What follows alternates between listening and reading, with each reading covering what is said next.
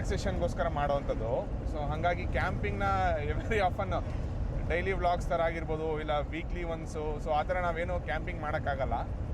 Usually ನಾವು plan ಮಾಡ್ಕೊಂಡಿರೋದು ಒಂದು 15 days ಒನ್ಸ್ ಅಂತ. ಸೊ ಮಂತ್ಲಿ 2 ವೀಡಿಯೋ ಪ್ಲ್ಯಾನ್ ಮಾಡಿದ್ದೀವಿ. ಆ್ಯಂಡ್ ನಮ್ಮ ವರ್ಕು ಯಾವ ಥರ ಇರುತ್ತೆ ಅನ್ನೋದ್ರ ಮೇಲೆ ಡಿಪೆಂಡ್ ಮಾಡ್ತೀವಿ. ಸೊ ಫ್ರೀ ಇದ್ದರೆ ವೆರಿ ಆಫನ್ ಏನು ಹೇಳ್ತೀವಿ 15 days ಒನ್ಸ್ ಒಂದು ವೀಡಿಯೋ ಪ್ಲ್ಯಾನ್ ಮಾಡ್ತೀವಿ. ಇಲ್ಲ ಅಂತ ಅಂದರೆ ನೋಡಬೇಕು ಯಾವಾಗ ಆಗುತ್ತೆ ಅವಾಗ. ಅಟ್ಲೀಸ್ಟ್ ಮಂತ್ಲಿ ಒಂದು ವೀಡಿಯೋನಾದರೂ ಪ್ಲ್ಯಾನ್ ಮಾಡಬೇಕು ಅಂತ ಅಂದ್ಕೊಂಡಿದ್ದೀವಿ. ಸೊ ನೋಡೋಣ, ಚೆಕ್ ಮಾಡೋಣ ಹೆಂಗಾಗುತ್ತೆ ಆ ಥರ ಅಂತ. ಆ್ಯಂಡ್ ಮಾತಾಡ್ತಾ ಇರೋದ್ರಿಂದ ಈ ವ್ಲಾಗ್ಸ್ಗಳು ನಮಗೆ ಸ್ವಲ್ಪ ಅನ್ಕಂಫರ್ಟಬಲು, ನಮ್ಮ ವಾಯ್ಸ್ ಕೇಳೋಕ್ಕಾಗಿರ್ಬೋದು, ನಮ್ಮ ಆ್ಯಕ್ಷನ್ಸ್ ನೋಡೋಕ್ಕಾಗಿರ್ಬೋದು. ಸೊ ನೋಡೋಣ ಏನು ಬೆಟರ್ ಆಗುತ್ತೆ ಆ ವಿಡಿಯೋದಲ್ಲಿ ಅಷ್ಟು ಬೆಟರ್ ಮಾಡ್ತೀವಿ.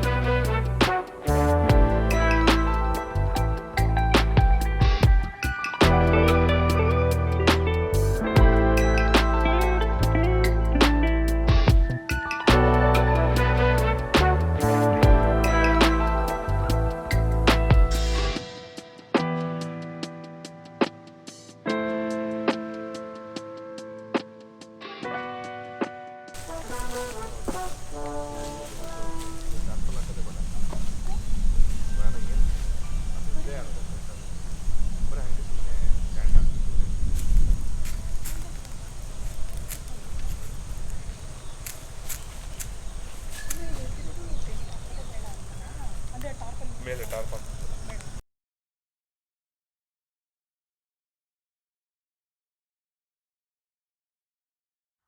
ನಾವು ಹೊರಡುವಾಗೇ ಇಲ್ಲಿ ಸ್ವಲ್ಪ ಲೇಟ್ ಆಯ್ತು. ಇವತ್ತು ನಾವು 4 ಗಂಟೆ ಹಂಗೆ ಹೊರಟ್ವಿ. ನಾವು ಒಂದ್ಸಲ 3 ಗಂಟೆಗೆ ಹೊರಡೋಣ ಅಂದ್ಕೊಂಡ್ವಿ, ಬಟ್ ಆಗಲಿಲ್ಲ.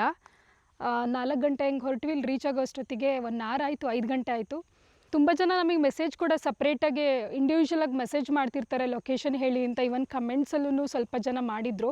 ಲೊಕೇಶನ್ ಡೀಟೇಲ್ಸ್ ಶೇರ್ ಮಾಡಬಾರ್ದು ಅಂತಿಲ್ಲ. ನೀವು ನೋಡಿರೋಂಗೆ ನಾವು ತುಂಬ ಕಡಿಮೆ ವೀಡಿಯೋಸ್ ಮಾಡಿರೋದು, ಒಂದು 10 to 12 ವೀಡಿಯೋಸ್ ಅಷ್ಟೇ ಮಾಡಿರೋದು. ಅದರಲ್ಲಿ ಪ್ರೈವೇಟ್ ಪ್ರಾಪರ್ಟೀಸೇ ಜಾಸ್ತಿ ಇರುತ್ತೆ. ಅದ್ರ ಜೊತೆಗೆ ಇನ್ನೊಂದೆಲ್ಲ ಡಿಸ್ಕ್ಲೋಸ್ ಮಾಡೋಕ್ಕಾಗಲ್ಲ, ಯಾಕಂತಲೇ ನಮ್ಮ ರೆಸ್ಪಾನ್ಸಿಬಿಲಿಟಿ ಮೇಲಿಂದ ಹೋಗ್ಲಿಕ್ಕಂತ ಇರುತ್ತೆ. ಅದಕ್ಕೆ ಸಲುವಾಗಿ ಲೊಕೇಶನ್ನ ವೀಡಿಯೋದಲ್ಲಾಗಲಿ ಅಥವಾ ಅದರಲ್ಲಿ ನಾವು ಕ್ಯಾಪ್ಷನ್ ಹಾಕುವಾಗಲಿ ಎಲ್ಲೂ ಮೆನ್ಷನ್ ಮಾಡಲ್ಲ. ಅದು ಬಿಟ್ಟು ಲೊಕೇಶನ್ ಬಗ್ಗೆ ಹೇಳಬಾರ್ದು ಅನ್ನೋದೇನಿಲ್ಲ. ಇವಾಗ ಯಾರಿಗಾದ್ರೂ ಡೆಫಿನೆಟಾಗಿ ಇಷ್ಟ ಆಗಿ ಬೇಕೇ ಬೇಕು ಅನ್ನೋರಿದ್ರೆ let us know, so that definitely we will inform you about the location. ನೀವು ಕೂಡ ಬಂದು ನಿಮ್ಮ ರಿಸ್ಕ್ ತೊಗೊಂಡು ನೀವು ಮಾಡಿಕೊಂಡು ಇಲ್ಲಿ ಬಂದು ರಿಲ್ಯಾಕ್ಸ್ ಮಾಡಿಕೊಂಡು ಅಥವಾ ಎಂಜಾಯ್ ಮಾಡ್ಕೊಂಡು ಹೋಗ್ತೀರಾ ಅನ್ನಂಗಿದ್ರೆ ಇಟ್ಸ್ ಯುವರ್ ವಿಶ್.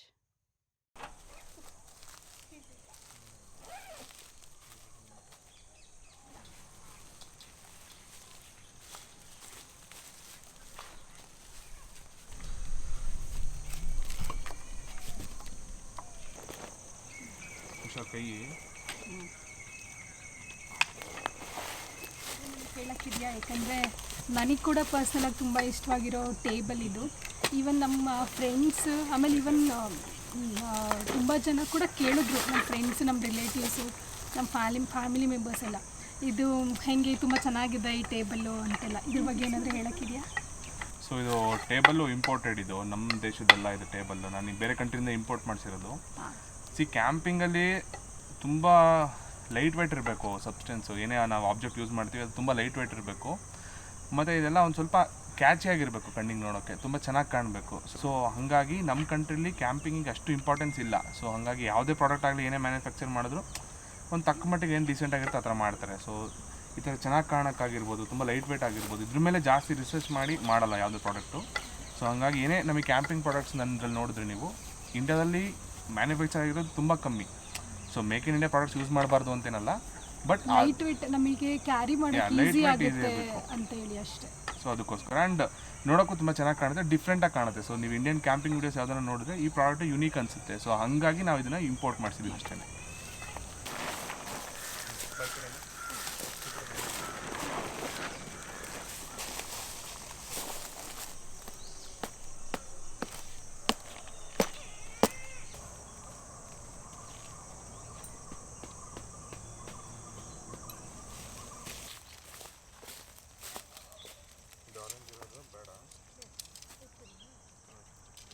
ಅಷ್ಟು ಮಾತ್ರ.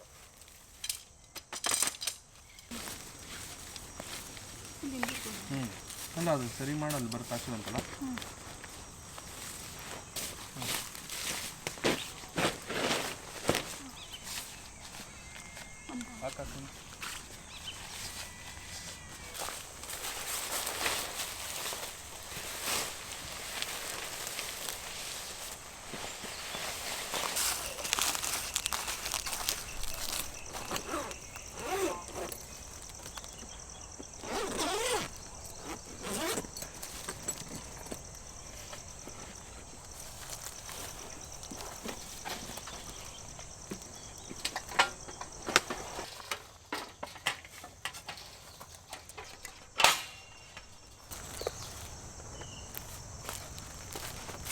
ಇದು ನನ್ನ ಫೇವ್ರೇಟ್ ಸ್ಟವ್ ಟೇಬಲ್ ಥರನೇ, ಇದು ಕೂಡ ನಾವು ಇಂಪೋರ್ಟ್ ಮಾಡ್ಕೊಂಡಿರೋದು.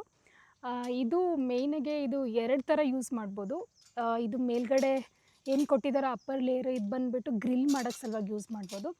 ಆಮೇಲೆ ಕೆಳಗಡೆ ಇದನ್ನು ಕುಕ್ಕಿಂಗ್ ಪರ್ಪಸಿಗೆ ಯೂಸ್ ಮಾಡ್ಬೋದು. ಈವನ್ ಇದಕ್ಕೆ ಸಪ್ರೇಟ್ ಪಾಟ್ ಕೊಟ್ಟಿದ್ದಾರೆ, ಅದಕ್ಕೆ ಅಂತಲೇ ವೆಸಲ್ ಕೊಟ್ಟಿದ್ದಾರೆ, ನಾವು ಅದ್ರ ಮೇಲೆ ಕುಕ್ ಮಾಡೋ ಥರ. ದಿಸ್ ಇಸ್ ವೆರಿ ನೈಸ್, ನಂಗೆ ತುಂಬ ಇಷ್ಟ.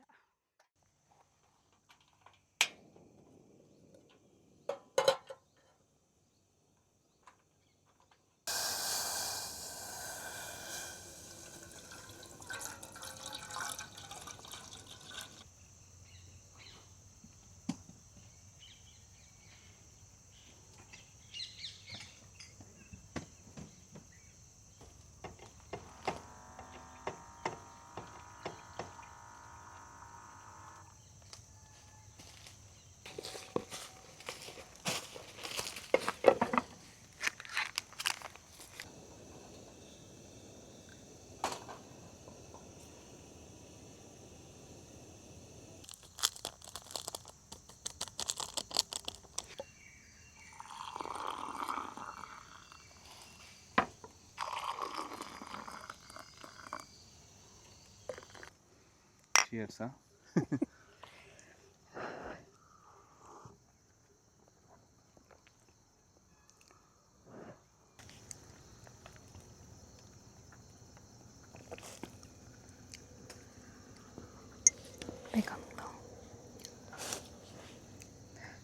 ಲೇಟ್ಸ್ ಹಾಕ್ಬೇಕಲ್ಲ. ಅದಕ್ಕೆ ಮರಕ್ಕೆ ಹಾಕಿದ್ರೆ ಆಗಲ್ಲ ಅಲ್ಲೆಲ್ಲ. ಮರಕ್ಕೊಂದು 2 ಹಾಕೋಣಲ್ಲ. ಅದು ನೋಡು ಅಲ್ಲಿ.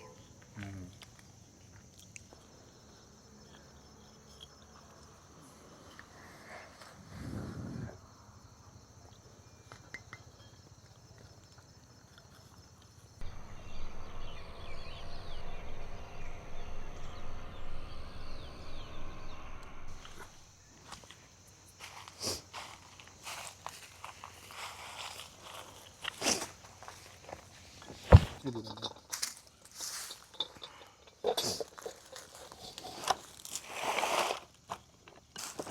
ಸ್ವಲ್ಪ ದೊಡ್ಡದು. ಯಾಕೆಂದರೆ ಏರ್ ಸರ್ಕ್ಯುಲೇಷನ್ ಇರುತ್ತೆ ಅಷ್ಟೇ.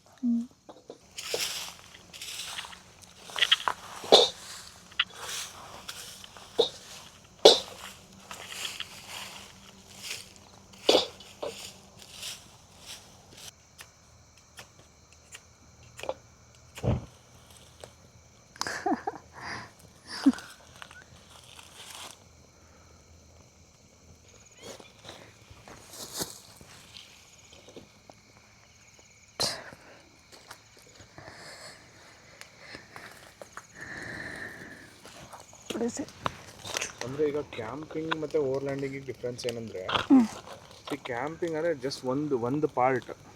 ಅಂದರೆ ನೀನು ಇವತ್ತು ಹೊರಡ್ತೀಯ ಮನೆಯಿಂದ, ಒಂದು ಡೆಸ್ಟಿನಿ ರೀಚ್ ಆಗ್ತೀಯಾ, ಅಲ್ಲಿ ಒಂದು ಕ್ಯಾಂಪ್ ಮಾಡ್ತೀಯಾ, ನೈಟ್ ಸ್ಟೇ ಆಗ್ತೀಯಾ, ಬರ್ತೀಯ. ಇದು ಕ್ಯಾಂಪಿಂಗು. ಈ ಓವರ್ಲ್ಯಾಂಡಿಂಗ್ ಅಂತಂದರೆ, ಸೊ ಒಂದು ಪಾಯಿಂಟ್ ಎ ಇಂದ ಪಾಯಿಂಟ್ ಬಿ ವರೆಗೂ ಹೋಗ್ತೀಯ ಅಂತಂದರೆ, ಸೊ ಅಲ್ಲಿ ನೀನು ಮಲ್ಟಿಪಲ್ ಟೈಪ್ಸ್ ಆಫ್ ಕ್ಯಾಂಪಿಂಗ್ ಮಾಡ್ತೀಯ, ಮಲ್ಟಿಪಲ್ ಟೈಮ್ಸ್. ಅಂದರೆ ಸುಮಾರು ಸರಿ. ಸೊ ಈಗ ಓವರ್ಲ್ಯಾಂಡಿಂಗ್ ಅಂದರೆ ಹೆಂಗೆ ಅಂದರೆ, ಸೊ ಒಂದು ಪಾಯಿಂಟ್ ಎ ಒಂದು ಪಾಯಿಂಟ್ ಬಿ, ಸೊ ಆ ಥರ ಇರುತ್ತೆ. ಅಂದರೆ ಸುಮಾರು ದಿನ, ಒಂದು 10 ರಿಂದ 15 ದಿನ ಸ್ಟ್ರೆಚ್ ಇರುತ್ತೆ. ಸೊ 10 ರಿಂದ 15 ದಿನವೂ ನಿನಗೆ ಫ್ಲೆಕ್ಸಿಬಲ್ ಇತ್ತು, ಕಂಫರ್ಟ್ ಇತ್ತು ಅಂತಂದರೆ ಎಲ್ಲಾದರೂ ಸ್ಟೇ ಆಗ್ತೀಯ. ಇಲ್ಲ ಅಂತ ಅಂದರೆ ನಿಂದೇನಿದೆ ಸೆಟಪ್ ಅದರಲ್ಲೇ ಯೂಸ್ ಮಾಡಿಕೊಂಡು ಸ್ಟೇ ಮಾಡಿ ಕ್ಯಾಂಪಿಂಗ್ ಮಾಡಿ. ಕ್ಯಾಂಪಿಂಗ್ ಅಂದರೆ ಒಂದು ಕಡೆ ಸ್ಟೇ ಮಾಡಿ ಫುಡ್ ತಿಂದು ನಿಂದು ಏನಿದೆ ಇದು ರಿಕ್ವೈರ್ಮೆಂಟ್ಸು ಆ ಥರ ಪ್ಲ್ಯಾನ್ ಮಾಡೋದು, ಅದನ್ನು ಓವರ್ ಲ್ಯಾಂಡಿಂಗ್ ಅಂತ. ಸೊ ಆ ಥರ ಕ್ಯಾಂಪಿಂಗ್ ಅಂದರೆ ಈಗ ನಾವು ಮಾಡ್ತಾ ಇರೋದಷ್ಟೇ. ಈ ಮನೆಯಿಂದ ಹೊಡ್ತೀವಿ, ಡೆಸ್ಟಿನಿ ರೀಚ್ ಆಗ್ತೀವಿ, ಸ್ವಲ್ಪ ಒಂದು ನೈಟ್ ಸ್ಪೆಂಡ್ ಮಾಡ್ತೀವಿ, ಬರ್ತೀವಿ ಅಷ್ಟೇ. ಆ ಥರ ಅಂದರೆ ಇದು ಜೋರಾಗಿ ಹೊಡೆದ ಮೇಲೆ ಕೆಂಡಾಗುತ್ತೆ, ಅವಾಗ ನಮಗೆ ಎಷ್ಟು ಬೇಕು ಅಷ್ಟಾಗ್ತದೆ. ಅದೇ ಅಂದ್ಕೊಂಡೆ 6 ಗಂಟೆ ಆದಾಗ್ಲೂ ನಾನು ಸೊಳ್ಳೆ ಇರುತ್ತೇನೋ ಅಂತಾನೆ ಅಂದ್ಕೊಂಡೆ ಕೂತಿದ್ದೆ. ಬ್ಯಾಕ್ ವಾಟರ್ಸ್ ಹೋಗಿದ್ವಲ್ಲ, ಅದು ಎಕ್ಸ್ಟ್ರೀಮ್ ಸೊಳ್ಳೆ ಅವತ್ತು. ಹೌದಾ? ಹೆವಿ ಸೊಳ್ಳೆ ಇತ್ತಪ್ಪ. ಹಾಕಬೇಕು ಅಂತ ಅಲ್ವಾ ಹಾಕ್ಸಿದ್ದು ಮ್ಯಾಕ್ಸಿಸ್. ಬಟ್ ನಾವು ಅಂದ್ಕೊಂಡಿದ್ದು ಬಿಗ್ ಹಾರ್ನ್ ನಾವು ಹುಡುಕಿದ್ದು, ಬಟ್ ಬಿಗ್ ಹಾರ್ನ್ ಸಿಗಲಿಲ್ಲ. ಅದ್ರದ್ದು ನೆಕ್ಸ್ಟ್ ವರ್ಷನ್ ಅಂತ ಇದು ಬಿಗ್ ಹಾರ್ನ್ ಸ್ಟಾಪ್ ಮಾಡಿ ಇದು ಬಕ್ ಶಾಟ್ ಅಂತ ರಿಲೀಸ್ ಮಾಡಿ.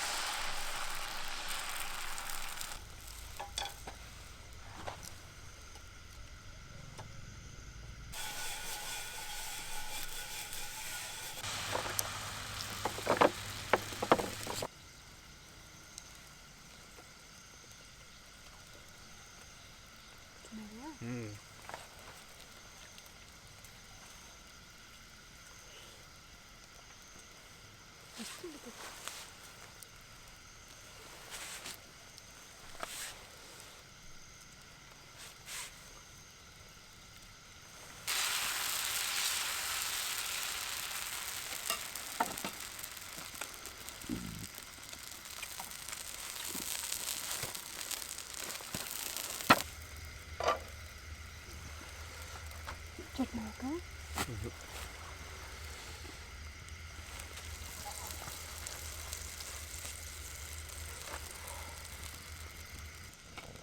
ನನಗೆ ಲೈಟ್ ಸೆಟಪ್ ಇಷ್ಟ ಆಗುತ್ತೆ ಹೇಳ್ಬೇಕಂದ್ರೆ. ಯಾವಾಗಲೂ ಟಾರ್ಪಲ್ಲಿ ಫ್ಲವರಲ್ಲಿ ಈ ಥರದ್ದು ನನಗೆ ಇಷ್ಟ ಆಗುತ್ತೆ. ಚೆನ್ನಾಗಲ್ಲ? Full open space.